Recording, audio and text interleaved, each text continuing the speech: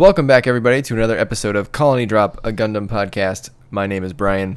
And my name is Isaac. This is your favorite Gundam podcast where we talk about everything Gundam, from Gunpla to the movies, anime series, manga, really anything Gundam related, any Gundam concepts. Right, Brian? That's right. And that also includes something that we've not done before, but we're going to do it today for the first time, and that is a series pitch, like a create your own series. So Isaac has a idea that he has cooked up in the back of his mind over dinner, as I understand it, and we're going to talk about it. We're going to see if we can flesh it out a bit and see where we can take this. What is it, Isaac? Let me back up a bit, Brian. Like an angel appearing to a prophet from the Bible. This story struck my brain at my house in the kitchen when I was making salmon while watching the Snyder Cut of Justice League. Spoiler alert, there's this scene at the end where the Flash goes back in time, and I thought to myself, that's interesting. He pretty much created a new timeline. Could that happen in Gundam? And so I thought, why couldn't you have like a series where they kind of go and look at alternate timelines?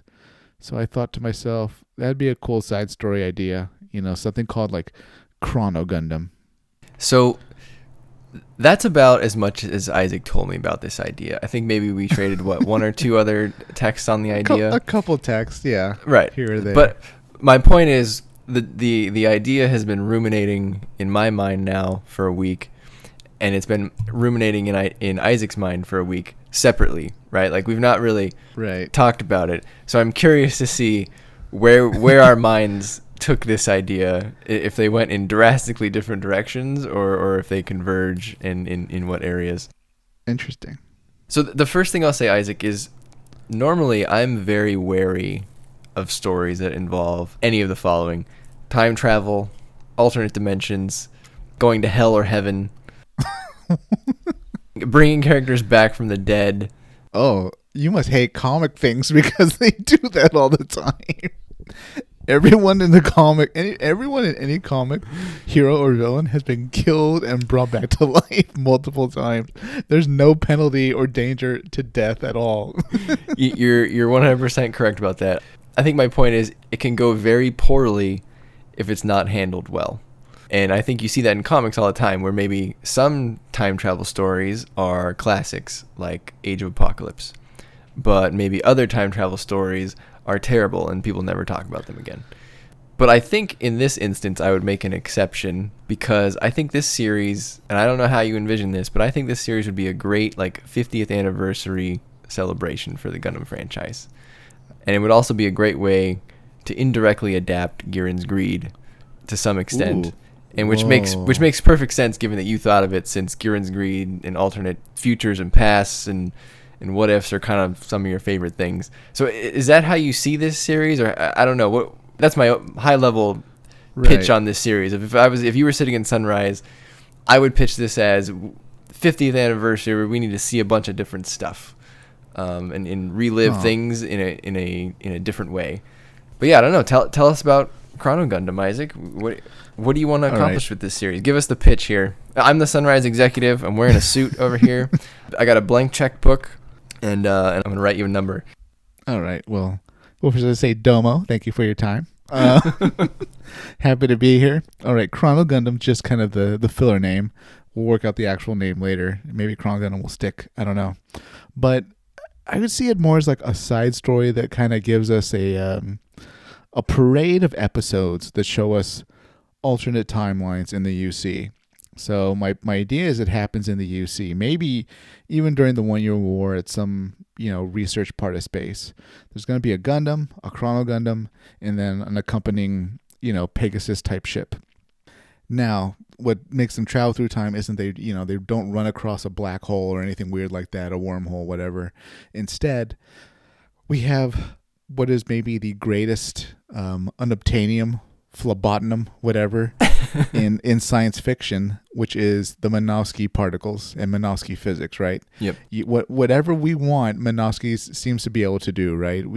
There's shields from Minovsky particles. Minovsky particles help you generate propulsion systems. They can cloud where you are and from sensors. They do so many things. So in the same vein of thinking, in the storyline, we have a type of engine that can somehow approach the speed of light or something like that. It's able to approach such insane speeds that it starts doing unusual things to time and space. That type of science fiction hand waving away of what's actually happening. So the crew, which is all, test scientists and test pilots and the type of people working on not the front lines, but rather this project for the Federation to maybe develop an engine that lets them zip around the Earth sphere much faster so they can respond to threats like Xeon way quicker.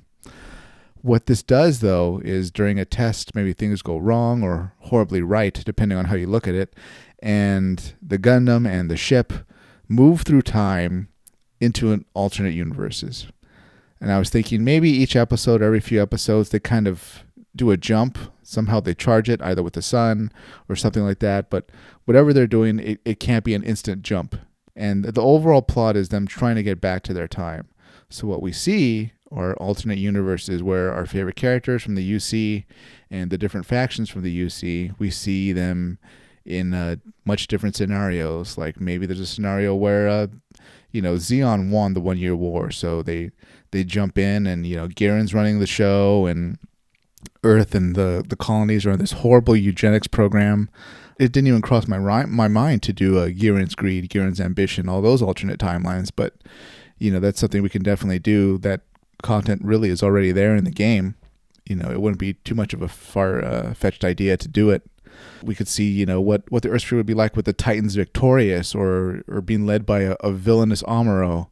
The personality changes and stuff in these alternate timelines. Or what if the Crossbone Vanguard was successful at the Frontier side and they end up using the bugs against Earth? What would that universe look like? So it's really about the journey, I guess, of the Gundam, the Chrono Gundam, its crew on the Pegasus, all of them trying to get back to the regular UC timeline rather than these alternate UC timelines. I imagine it as a side story because I wouldn't want them to, I don't know, I think a lot of episodes, 50 plus 60, jumping through time would be a bit much, but a small series in the teens or low 20s or something like that as a side story would be a much better ride. And that's what I got. Interesting. Got it. Okay, so I have created a set of probing questions for Isaac on this pitch before I sign my check. Probe me, Brian. My big Sunrise checkbook, which is in yen, looks like. Oh, yeah. Give me those yen. So one of the first questions I was wondering to myself about this series, Isaac, is what year it would be set at in the UC. I was assuming later, given that Minovsky tech would maybe need to advance a little bit further than where it was at the 1 year war. It doesn't have to be that at all. Yeah. My thought for it being later was maybe then you could give it a reason for existing. I mean, I know you said you were thinking they would go really fast to like get different places. I was thinking it would be either after during the formula period, or maybe like far after V, or far after victory in some vague time frame of the UC where maybe things were very bad, because things are always bad in the Universal Century, right? There's never been a period where we're like, hey, things are going great right now. There's always something's going wrong, and maybe people had just got so fed up they were trying to think of a way to right their wrongs somehow up to this point. But yeah, interesting. So you were thinking like 1 year war time frame. Yeah, I was thinking either this is happening in some corner of the Earth sphere under Federation control, probably about the same time, right before Baoku or whatever.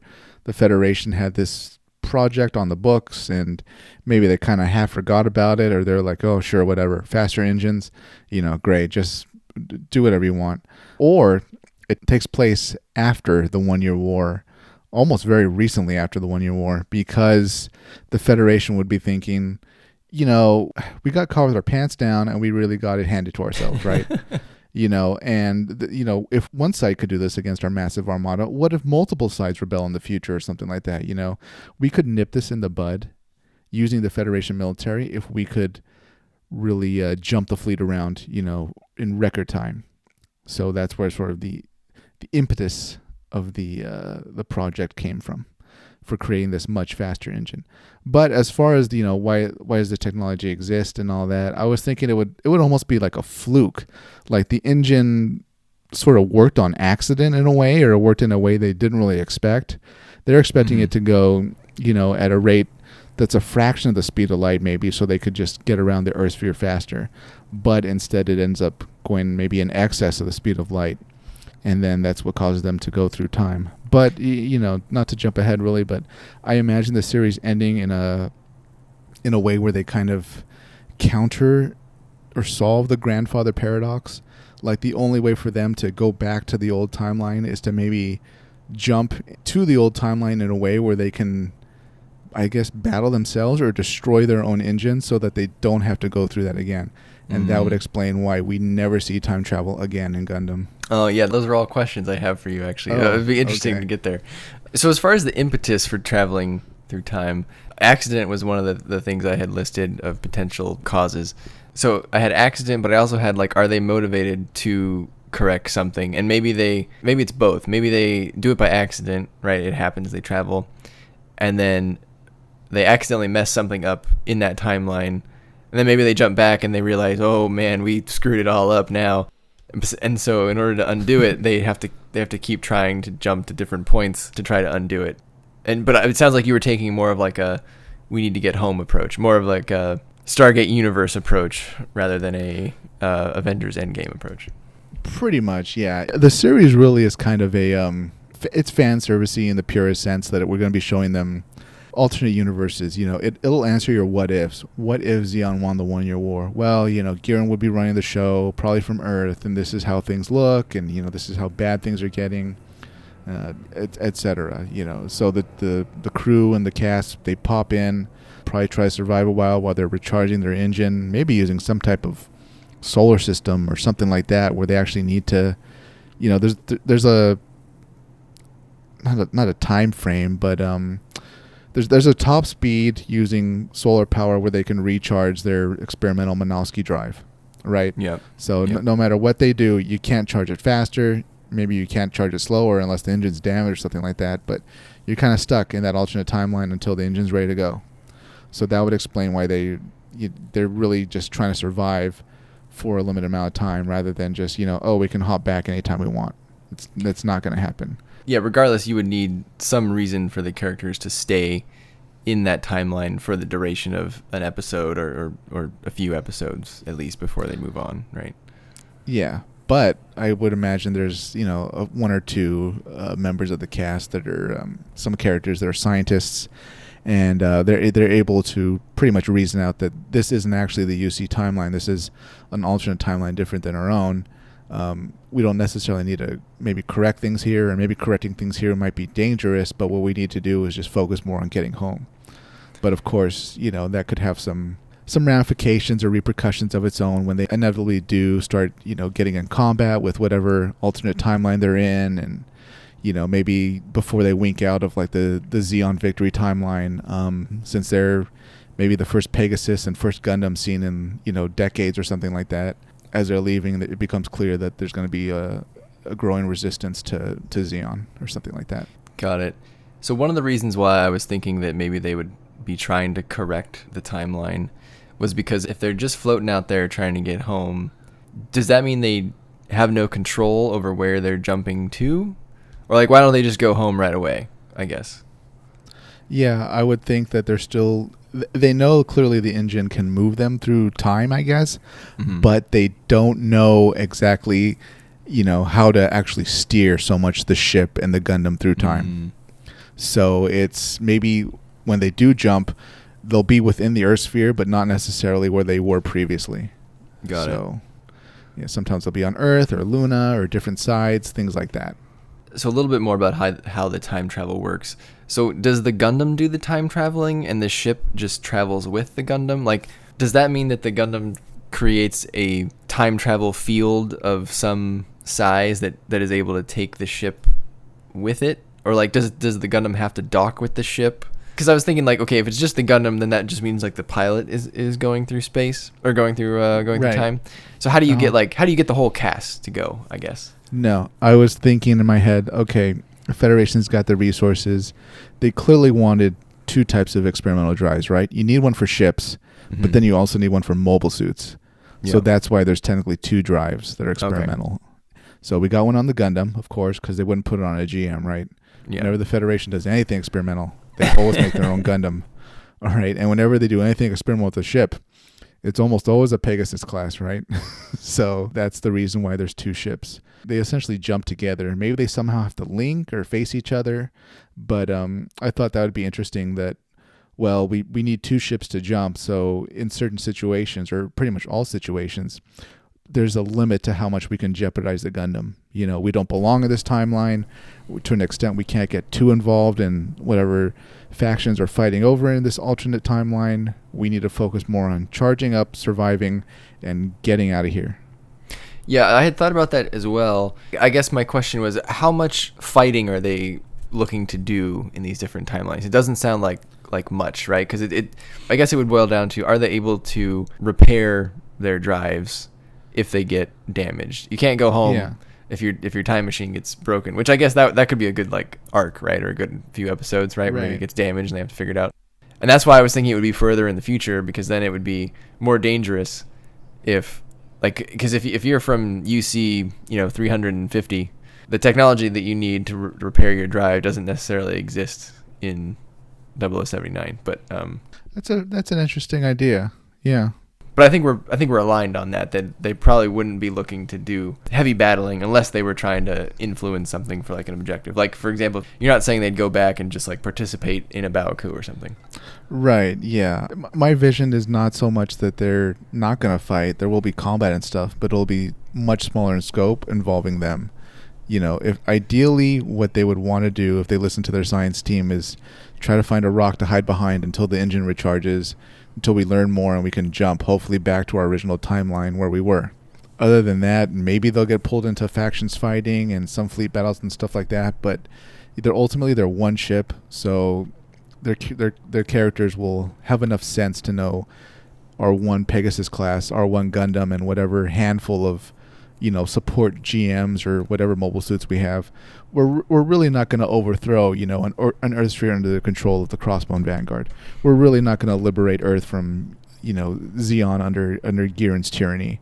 I mean, Earth under Giren's tyranny, anything like that. So they're smart enough to know this clearly isn't our timeline because of what's happened, and also we need to really focus on getting home. We can't change what's happened here, and we have a limited impact on what we can do to change the reality of what's going to happen in the future. Got it. So yeah, that was, I think, a fundamental thing I wanted to clarify as well. So the timelines that they're traveling to would be ones that exist independent of their actions, not necessarily as a result of their actions. No. So if they started, in episode 1 in our UC timeline, and it's 0080, when they jump to an Earth under Zeon control, maybe it'll be 0085. Or when they jump to a victorious Crossbone Vanguard, maybe it'll be 00100 or 0100, things like that. So they'll know that it's not their time, and plus they'll meet like civilians and some friendly people or friendly ships or something like that, and they'll be able to ask questions and realize, oh, we're actually not in 0080.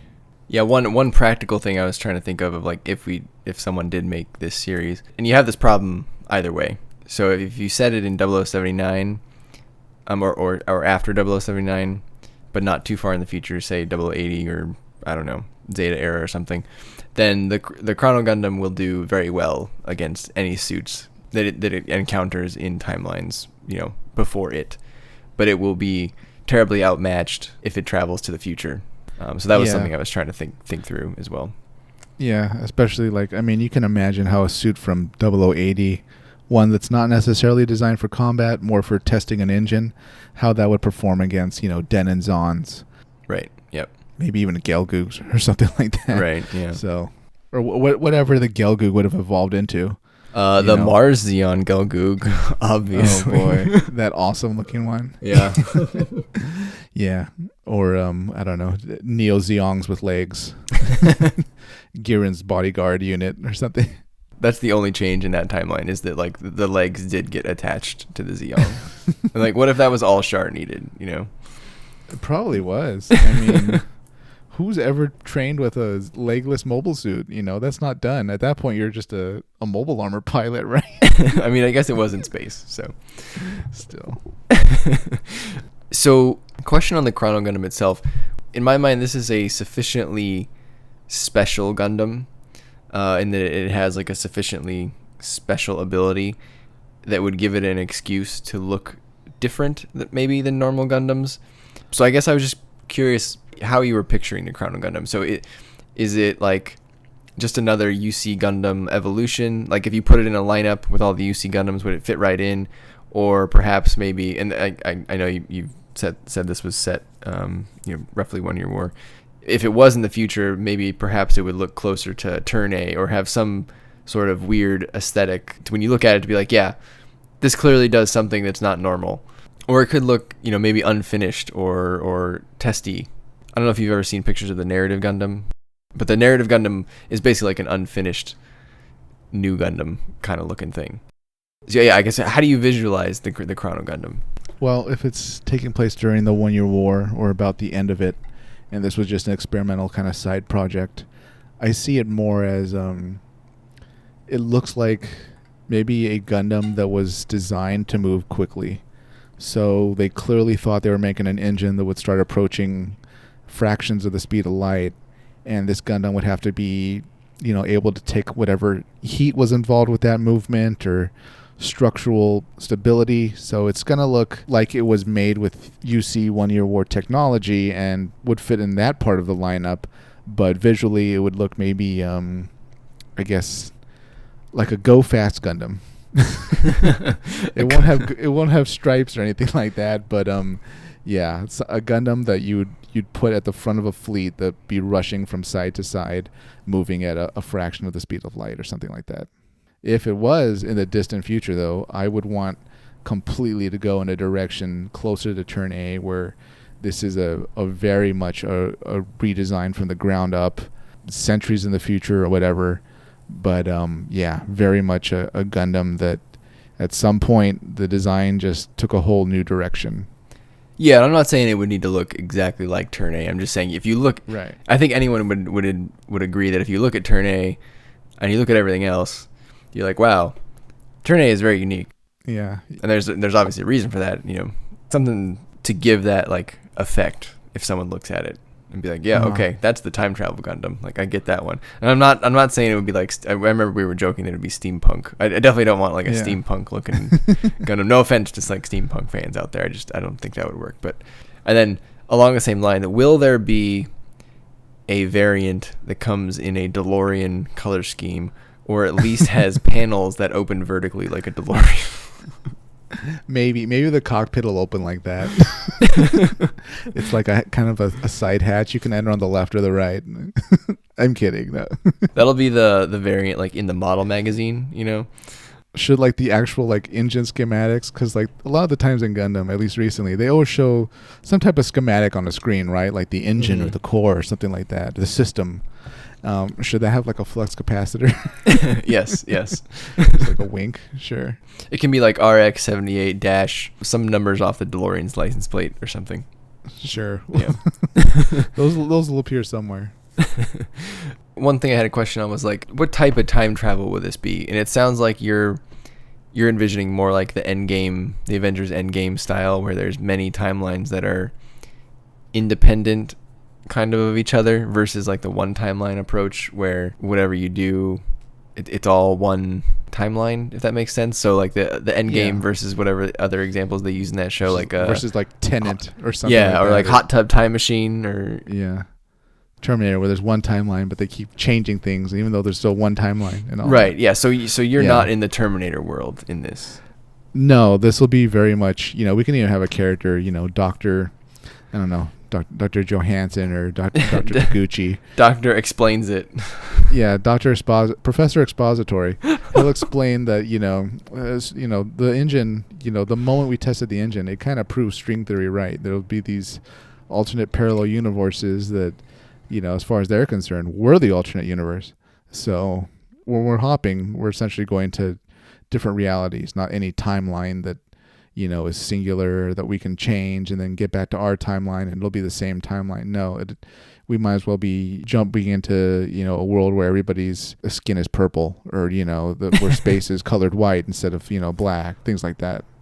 So I'm trying to compare this to like other shows to like make sense of it for the listeners. So this strikes me as like this combination of two things.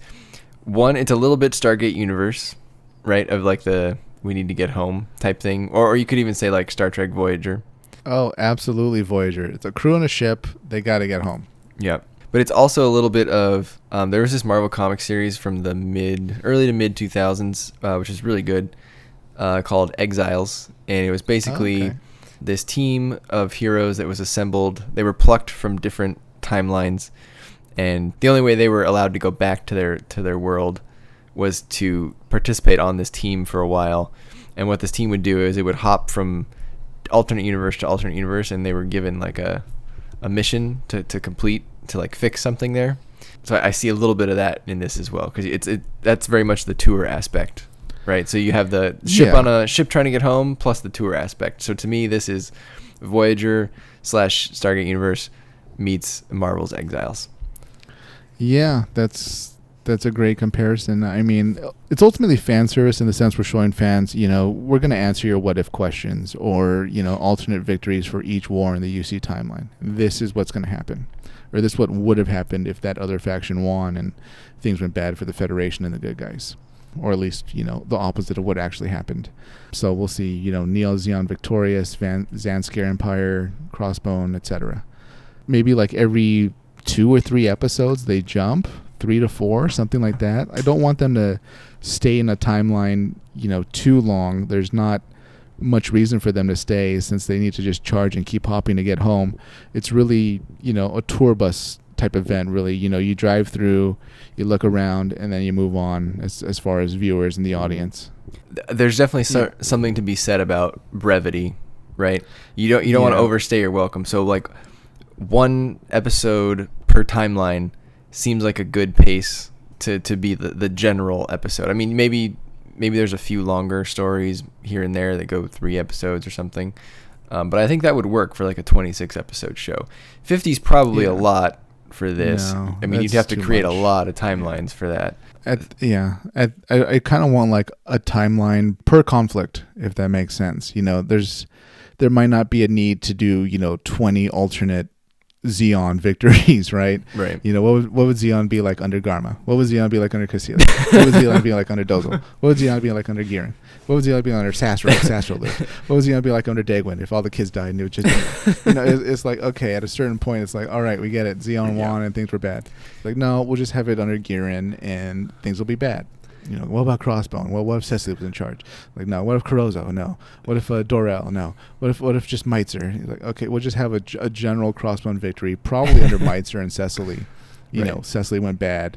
These timelines all have something in common, not necessarily specified right away, but somebody or events happened differently, and that led to the bad guys winning, or the opposite of whatever each series ended in. Right. Okay. And that's really what we get to see through the eyes of the characters and, Chrono Gundam and the Chrono Pegasus. But something that I forgot to mention before was, ideally, I'd like this Gundam, and by extension the, whatever handful of support mobile suits were actually on the Pegasus when it jumped. Ammunition's low. They really were never planning on going into combat. Weapons are low. They just had whatever was the bare minimum Federation requirement for, a small test ship. So I thought it'd be cool is if they go through the timelines, the Gundam kind of gets upgraded that way and gets weapons that way. I like that. That really reminds me a lot of Iron-Blooded Orphans, where Mika took different parts of things that, that he defeated. Like he took the tail from that mobile armor. Yeah. Kind of the same thing. Yeah, I forgot about that. Yeah. So I mean, you'll see, at the end, the Chrono Gundam will have, weapons or defenses from, a victorious Zeon, victorious Crossbone Vanguard, Neo Zeon, Zanskar, etc.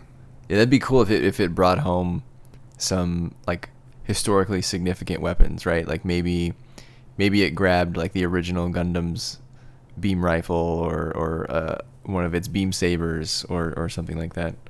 Yeah, maybe. I don't know, but it's just, I don't know. I thought that would be the explanation for why the Gundam evolved, because almost every Gundam series has the Gundam evolving in that way. It gets upgraded before, at the halfway point, then it gets upgraded again before the final battle. Yep. So the reasoning for this would be, well, they're not getting supply shipments from the Federation or Anaheim Electronics or anything like that because they're in an alternate timeline. For all we know, Anaheim Electronics was destroyed or outlawed or just butchered or whatever. In this timeline, the only option they really have is to kind of take what they find. So yeah, no, I like that. That's what they do. Yeah. So before we get to maybe some specific examples of alternate things that you would like to look at, I want to ask about the ending. Yeah. They basically get home, I guess, is the end to their universe. And I guess you alluded to this earlier. You would have them destroy their own engine. Because I think that's a question that people always ask about time travel, right? How do you put it back in the box at the end? Yeah. I would want this to be... All right, I read about Tenet, but I didn't see it. So, from what I understood, that movie had like a really good example of how you can sort of undo things in the past, but at the same time, that is the timeline, and that would prevent things from happening in the future based on what you from the future going back into the past undid. Boy, that's confusing. It's like an infinite loop, right? Yeah, but I want this series to end with them destroying the engine themselves, maybe them coming back from the future and battling themselves to destroy the engines, and that way moving forward there's that explains why in the future they never created time travel again or anything like that. This problem, whatever problems would have come from it, never happened because they destroyed the drive. I want them to maybe grandfather paradox themselves. So from the future they come back, they destroy themselves, or maybe they jump even earlier before when they jumped originally in episode 1, and they, whatever science way or by physical combat and destroying the actual experimental drives, they prevent what happened in the series from happening. Got it. On that note, maybe this question doesn't apply anymore because they're not changing timelines, but I still want to get your opinion on it. If they were able to change timelines and it would impact things, and say they did go home and they won, right? They reset the timeline back to normal. They get back, everything's good. But in good time travel stories, they may have reset everything back to normal, but sometimes there'll be one subtle change that's either funny or very important. For example, in Stargate SG-1, one of the best episodes, actually, I'm pretty sure the episode is Threads, but the team goes through all this stuff to reset the timeline back to normal, and they make it back, and they're fishing at this pond near the main character Jack's house. They've set up during the series the whole time that he just likes fishing, and that his pond doesn't actually have fish in it, but he just likes the act of fishing because he finds it relaxing. After they get done with all their adventuring through time, everything's good. They've reset the world back to normal, but then at the last moment in that episode, a fish jumps out of the pond. So in this reset universe, like, he now has fish in his pond, and they all like realize like, oh, we did that. So is there anything like that you would have added? I would like to. I would like them to end the series with not being able to ever go through time again. That Federation technology has either been lost, or once they destroy their drives, the Federation just kind of writes off the whole project and everybody gets split up or whatever. But yeah, why not do something funny like that as a kind of closing wink or something?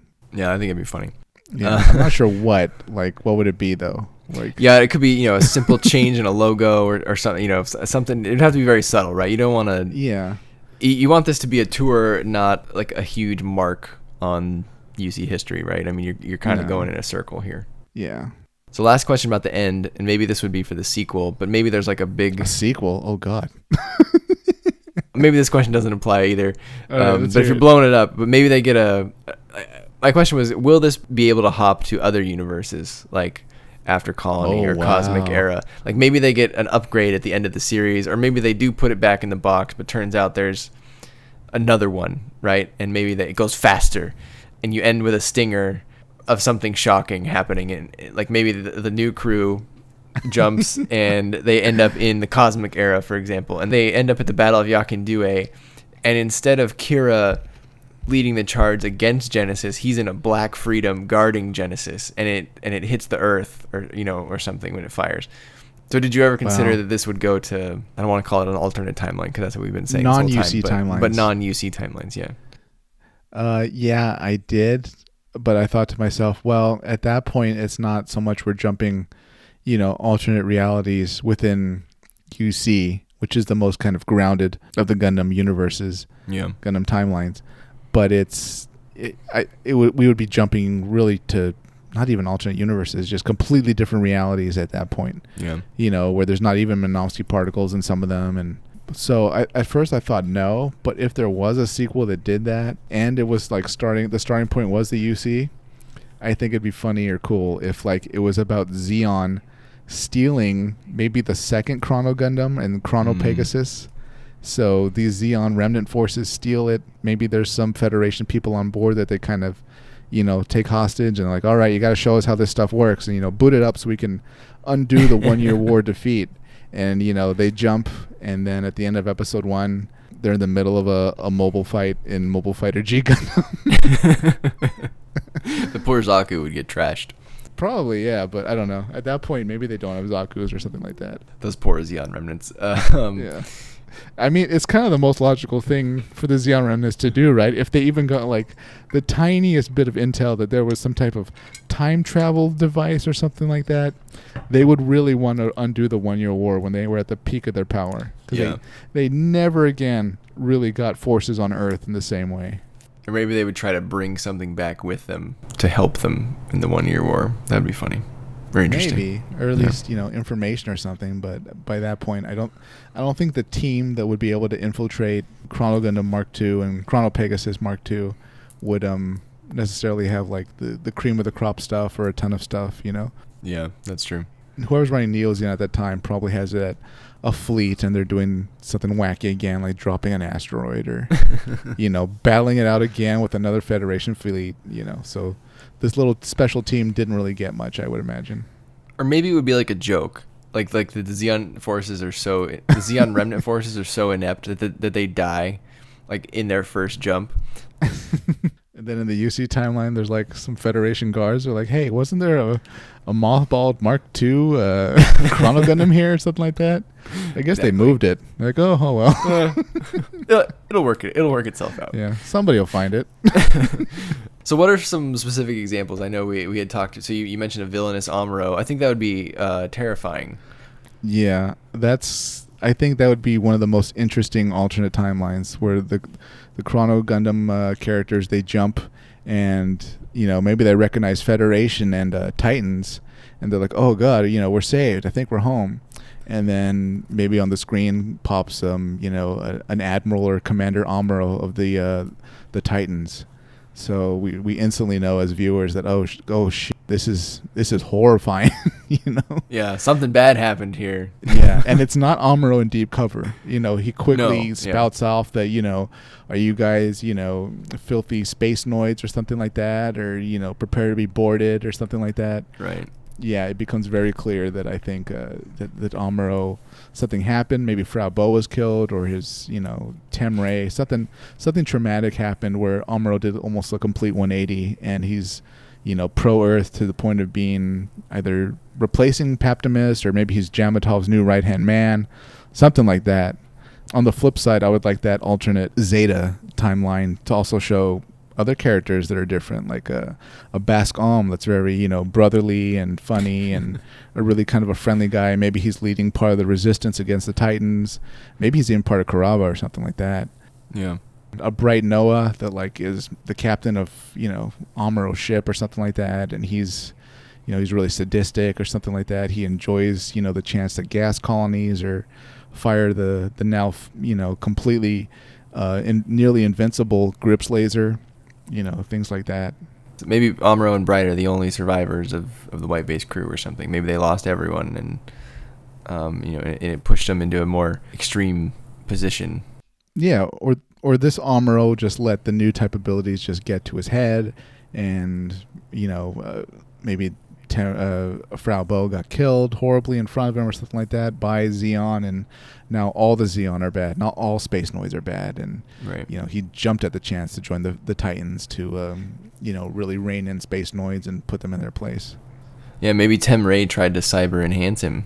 Yeah, maybe we'll see Matilda in a timeline where she survived and she's, now like an expert bombing run commander or something like that. She uses like a fleet or something to destroy, rebellious colonies and stuff like that. So just the characters we know and loved in ways that where we see them that we'd like to hate them, and characters we hated, actually being in these different alternate timelines as probably part of the resistance, or characters we cheer for, very different people. Yeah, a lovable and jolly Basque Om is hilarious to me. Yeah, he's a very much a Dolzel almost for the resistance of whatever Titan's timeline they're in. Yeah. Probably works for Kuraba, something like that. But Gihren stayed the same. Yeah. No amount of alternate decisions seem to do anything in that timeline. Would Caecilia always stay the same as well? Or Probably. Is there like a jolly Caecilia out there? I don't know. I would imagine... That's a good question. In an alternate Zeon victory in the 1 Year War timeline, like for those 4 episodes, would you want to see Caecilia still kill Gihren, like right before they jump or something like that, so she could like take the throne? Or would you want, like, by that point Gihren knew what was up and Caecilia was killed, years ago in this timeline, and he's just very much secured as, the emperor of the Earth Sphere. Well, that could be a good running joke, right? I mean, maybe they encounter He's always that. getting killed. Yeah, maybe they encounter that moment in various scenarios, but Caecilia always ends up killing him somehow. Yeah, no matter what decisions happen, he always gets killed. Right, yeah. And it could be from, small to big, right? I mean, she could shoot him like she does in the show. Yeah. She could, just nuke the whole place just to make sure that he's dead if she had, if she wasn't close enough to shoot him. Yeah. Yeah, that could be a funny running gag that just no matter what Gihren does, he's gonna get it. Oh wow! What if she kills him with the solar ray? That'd be pretty poetic. Yeah, there you go. Yeah, before like they jump, she kills them with the solar ray. One of the more intriguing ones is a Crossbone Vanguard victory with Cecily. Yeah, at the head. That would be like, I envisioned that as maybe one of the more desolate ones. Actually, we'd probably see an not almost empty, but an almost empty Earth Sphere. It would be a timeline where Kurozo and his little faction inside the Crossbone Vanguard managed to get the bugs onto Earth, onto Luna, onto the other colonies. So those were pretty much wiped out, and what we're just watching is really the Crossbone Vanguard growing and expanding into now the empty colonies, a human-free Earth and Luna, really building their insane society under the control of an aristocracy under Cecily and Dorel.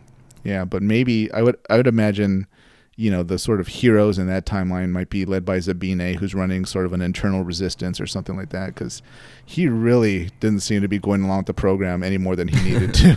Yeah, that's true. Yeah, you could even have it be like an alternate Victory Gundam. Like it could be set a little bit later. Maybe Cecily's been in power for a while, and instead of, the antagonist of Victory Gundam being the Zanskar Empire, you could have Uso fighting against the Crossbone Vanguard, which actually that would have been a better idea to begin with. Maybe, yeah. Or we could see like the Earth Sphere under the tyranny of the Angel Halo, like that Death Star just ready to be unleashed on any side or part of Earth that doesn't cooperate.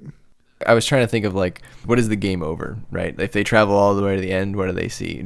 Is the bad version of the end? They go to the future and everyone's dead and the only thing living is Angel Halo. Like, that's so depressing. Yeah, I was thinking about that. Well, I don't think that would happen. I think it would just be, an Earth Sphere under the control of the Zanskar Empire. Probably a dead Earth, but other than that, just, a horrible police state to be under. But I was thinking, like, at what point would they stop in this series? Like, 25 episodes. If I wanted to do the whole UC timeline, technically, where do I stop? Do I stop at turn A? Do I stop at Gundam X? I don't know. I wasn't really sure. Yeah, Reconquista. I don't know. Yeah, that too. Maybe in like the final episode or second to last episode, they sort of do like a quick speed through of these alternate timelines as they finally realize they can get the engine dialed home correctly. So, we do see a few glimpses of Reconquista, and then it jumps again, and we see, a bit of turn A, and then we see, the the mass colony drop from Gundam X, and we realized Gundam X was actually part of UC. Yeah. There's a lot of things you can do, I think, in like a squeezing into like a final jump, where we kind of wink at like the non-UC Gundams, and we say, yeah, they were pretty much part of the UC timeline. Last question is, would there be any sort of antagonist chasing them through these timelines, or is the antagonist essentially the need to get home or time? No, I couldn't really think of like... That might be too much, I suppose. Yeah. What would there be another group trying to chase them? Well, that couldn't really work, I thought, because that would mean that there's another operational experimental drive at Gundam and Pegasus from the Federation that's being sent to follow them. Well, at that point, then the cat's out of the bag, kind of, and Federation should be able to use this drive whenever they want. Yeah, that's fair. Should it be something like some type of time creature, time force? Nope, that's trying no to aliens. Pull them back? Yeah, no aliens. Like, no, we don't need like the demon that exists between the time and space. that'd be too wacky, I thought. Should it be a version of themselves? Maybe, but no. The clock is ticking. We don't have enough weapons to slug it out forever. We don't have enough ammo, food and water and all that. Maybe we'll meet some friendly factions or whatever in these alternate timelines we visit, and they can give us some resupply. But we need to get back to our timeline. We don't belong here. We'll probably be killed if we stay here longer than we have to. One Pegasus flying around in a Xeon-controlled Earth sphere, it's a race against time before you run into like a fleet of Musais and get killed, right? Yeah. So it's a matter of them mostly hiding and hopping, I think. Mobile Suit Gundam, hide and hop. There you go. But of course, like any good Gundam, things don't always go right, and you're going to end up in battles whether you want to or not. Such is the way of war. Yep. Do you have anything else, Isaac, or should we wrap it up? That's about it. I thought it'd be a cool idea for a side story. It's the most fan servicey side story because we get to see all the other UC conflicts, but we get to see different outcomes. We get to see the cool mobile suits we liked. A lot of characters come back. Maybe they'll be their uniforms will be different, but they come back and we get to see them, and hopefully have a lot of shocking moments. Or wow, I can't believe that's what so and so would be like if they're on the other side, or etc. What if Evil Amuro is a result of Bright just slapping him harder? Bright need him? Yeah. In that timeline? in that timeline, Bright gave him a concussion, and like Amuro was never the same. Like, it was actually a Bright punch. Yeah, he had CTE. The Bright uppercut. And then, ever since then, he's been on the warpath. Bright just gave him a Shoryuken, and it really connected. So. Shoryuken. Oh man. So I hope you enjoyed our discussion about Chrono Gundam. Let us know what you think about Isaac's idea, what potential alternate scenarios, alternate timelines you would like to see in such a series. Isaac, I gotta think you're not the first person to think up a time-traveling Gundam story. I wonder how yours measures up to what other people have thought of in the past. I wonder if some of the fans out there have their own time travel idea in their head. Yeah, I mean, really anything that would let us see, I think, alternate outcomes in our favorite Gundam conflicts. That'd be a cool story we'd all like to see, I think. I'm just saying, that 50th anniversary is coming up in, 8 years? Start planning it now, Sunrise. You can make it happen. Be awesome. Yeah. Build a Chrono Gundam. Isaac will consult. Maybe we'll make this a side story, an unofficial side story. Yeah. It'll release for free. Remember to like, comment, subscribe. You can leave us a comment on YouTube, Twitter, and Instagram. Our Twitter and Instagram is @ColonyDropcast. Don't forget to hail Xeon. Good night, everybody.